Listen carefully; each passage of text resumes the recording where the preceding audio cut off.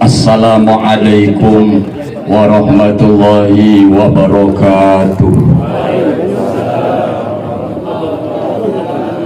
Bismillahirrahmanirrahim.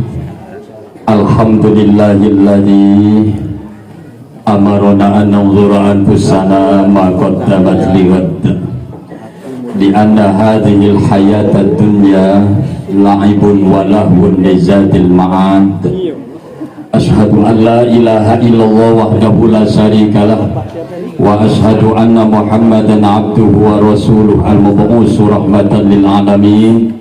Allahumma shalli wa sallim wa barik ala Rasulillah Muhammad ibn Abdullah wa ala alihi wa ashabihi wa man tabi'ahum bi ihsanin ila yaumil qiyamah.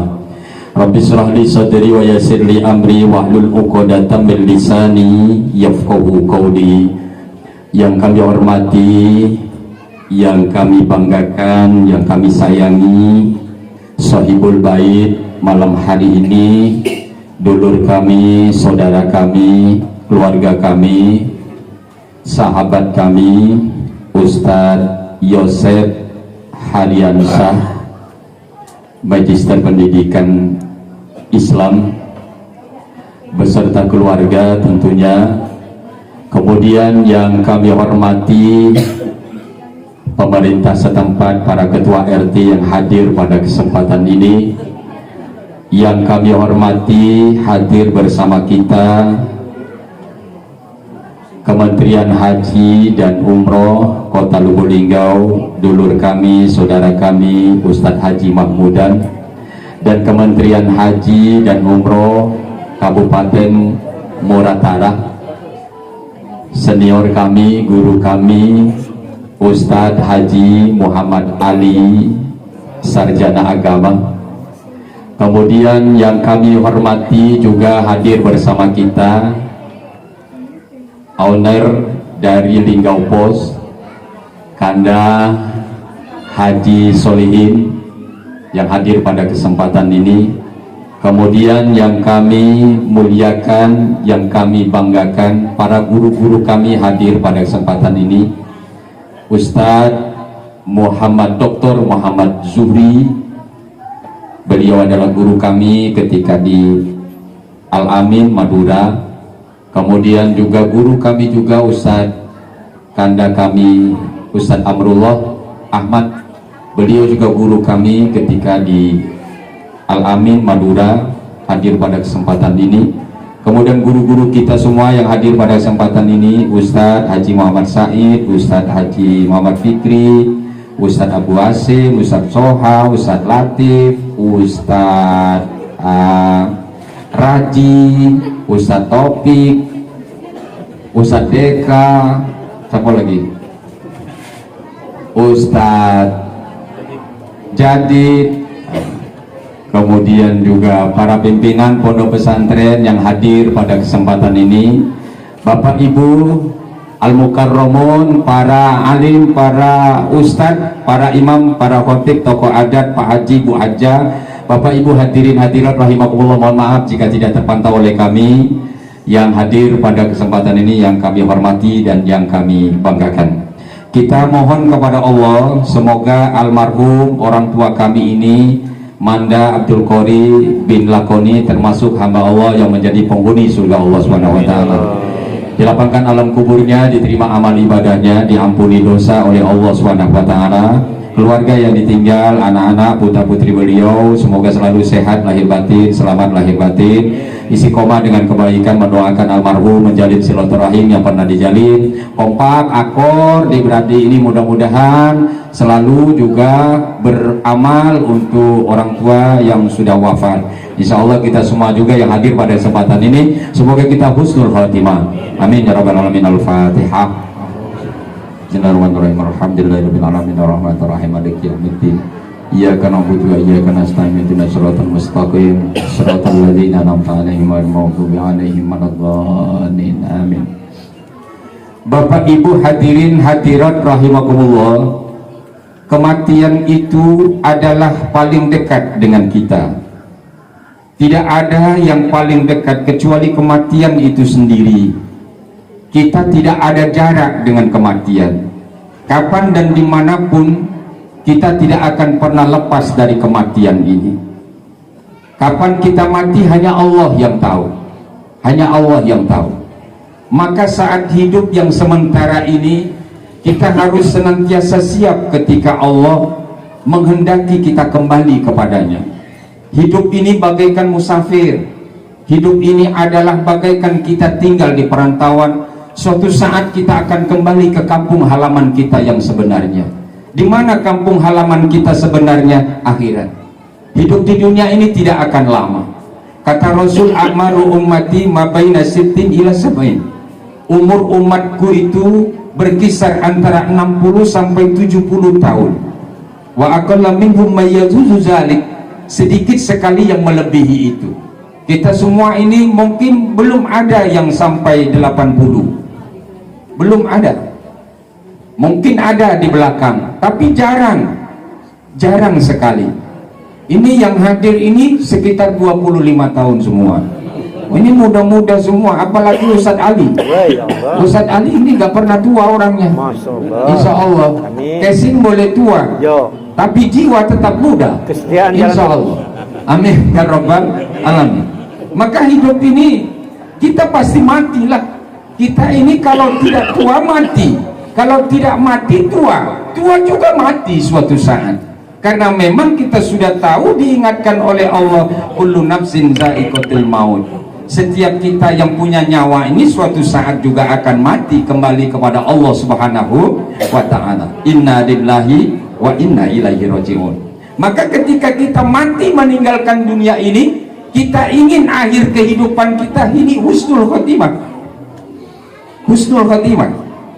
Di saat kita melihat orang mungkin saat ini perilakunya mungkin kurang baik dalam pandangan kita, jangan mudah kita menjustifikasi orang bahwa orang itu masuk neraka, belum tentu. Sebaliknya ada orang berbuat baik luar biasa taat, kita pandang saat ini, kemudian jangan serta-merta kita mengatakan dia ahli surga, belum tentu juga.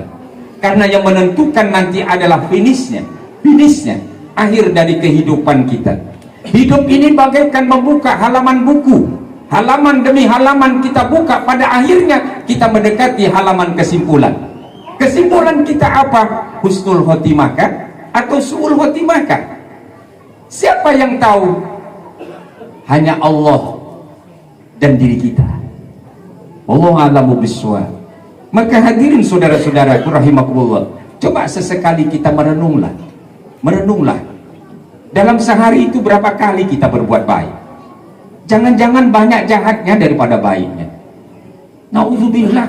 Kita ini sebenarnya kalau kita mau jujur, kita ini sudah tahu kita ini kira-kira gambarannya neraka atau surga. Bapak pernah merenung? Ustadz Ali pernah merenung? Sering. Alhamdulillah. Ustadz Raji pernah?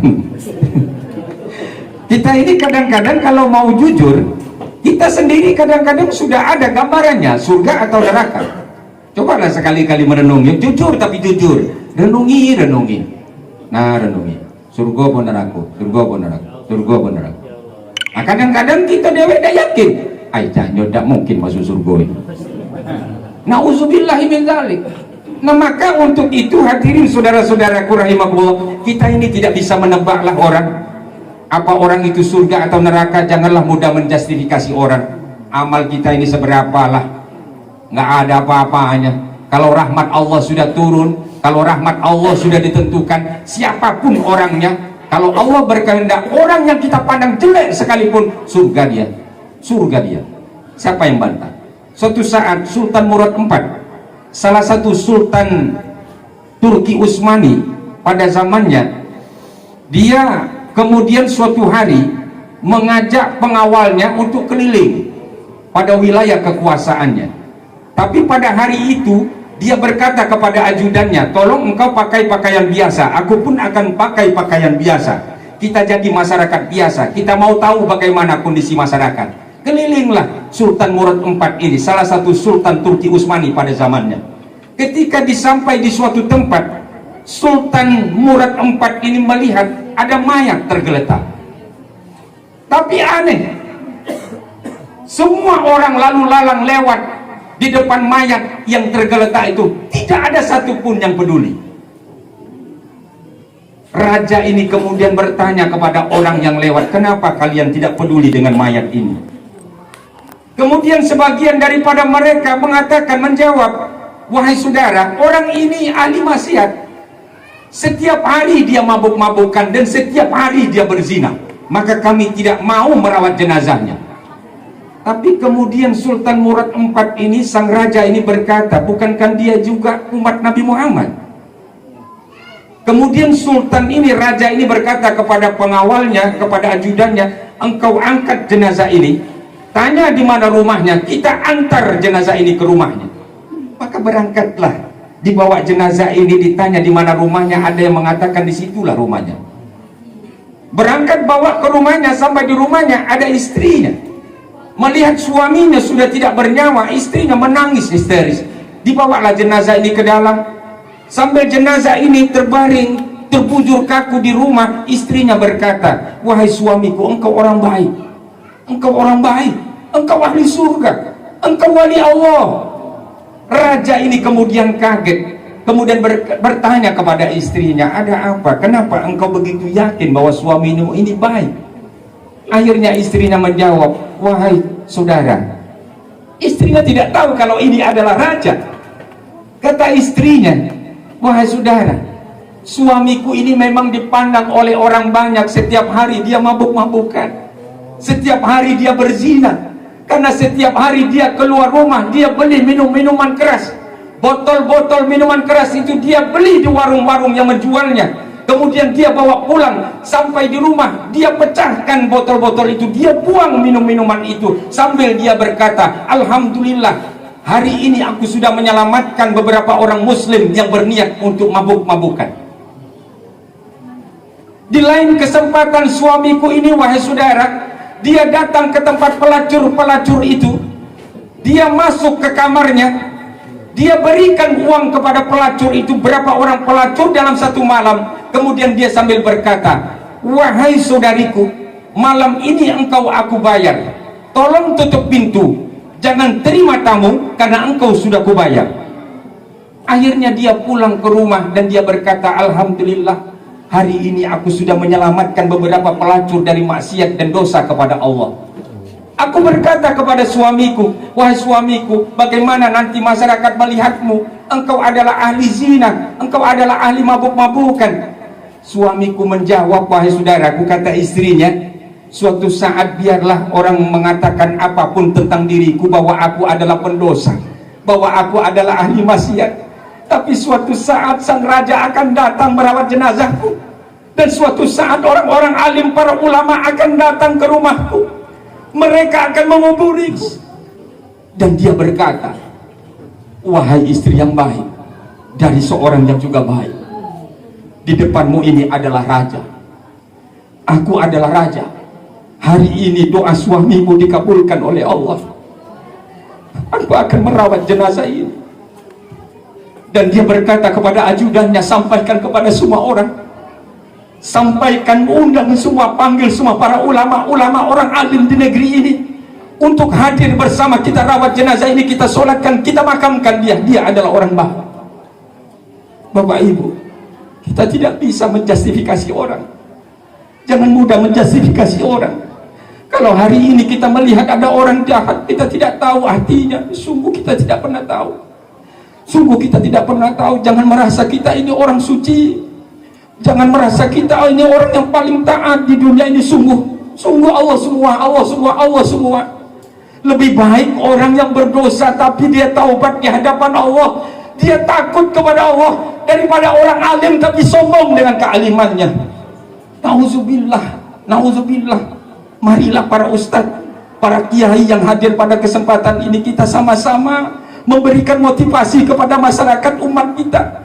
Jangan biarkan mereka pesimis dengan surga Allah. Surga Allah mudah, surga Allah mudah.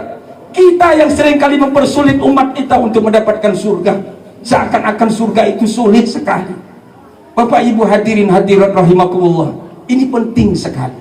Mumpung ini para ustadz, kawan-kawan kita, guru-guru kita hadir sama-sama Al-fakir ini nggak ada apa-apanya. Tapi kita sama-sama lah berusaha di zaman yang serba tidak menentu ini, kita sama-sama tetap optimis dengan surga Allah Subhanahu wa taala. Setiap orang itu punya amalan andalan. Sungguh-sungguh, setiap orang itu punya amalan andalan. Kita yang hadir ini, bapak-bapak yang ada di belakang itu, aku yakin zikirnya ada yang lebih dari aku, zikirnya ada yang lebih dari kita yang dipanggil ustaz, amalannya ada yang lebih mulia dari kita yang dipanggil guru. Insya Allah semua orang punya amalan andalan. Maka dengan demikian mari kita sama-sama optimislah. Kita tetap berharap, ar-roja dalam diri kita tetap hidup, harapan kepada Allah tetap hidup. Ya Allah, kami ini lemah, kami ini banyak dosa. Ya Allah, kami datang dengan segala dosa, dengan segala kehinaan, tapi kami mohon ampun kepadamu. Ya Allah, kelemahan ini adalah dalam kekuasaanmu juga.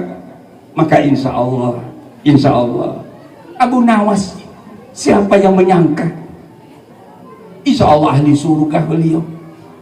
Ketika beliau wafat, diriwayatkan al-kamakilah, banyak orang tidak mau ikut menyolatkan, memandikan. Tapi ketika ada di bawah bantalnya, ternyata syairnya luar biasa.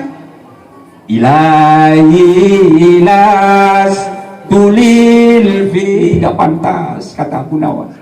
Aku ini banyak dosa, banyak maksiat, ilmu sedikit sekali. Tapi ya Allah, kalau seandainya aku ditakdirkan masuk neraka, aku pun tidak kuat. Ya Allah, rayuan yang luar biasa, munajat yang luar biasa, munajat tingkat tinggi itu. Sudahlah, bahasa kita ini tidak mampulah, bahasa kita ini untuk mengakomodasi bagaimana pujian kita kepada Allah, tidak bisa mampu mewakili bagaimana hati. Maka lagi-lagi hadirin saudara-saudaraku rahimakumullah, kosakata kita terlalu miskin untuk kita katakan dalam rangka memuji kepada Allah. Kalau ada orang memakai kalimat yang mungkin kita dengar tidak baik, mungkin itulah yang dia bisa. Dia tidak bisa berbahasa basi dengan bahasa tata bahasa yang baik, tapi hatinya. Innallaha la yanzuru ila suwarikum wala amwalikum, walakinallaha yanzuru ila qulubikum. Allah melihat hati, Allah melihat hati. Makanya kita kadang-kadang melihat ada orang yang mungkin seperti dia ahli surga, belum tentulah dia ahli surga, bisa jadi dia ahli neraka oleh Allah. Bagaimana berdoa? Terserah. Pakai bahasa Jawa, monggo. Bahasa Cul, silakan. Bahasa Muratara, apa lagi? Ya Allah, tolong ya Allah.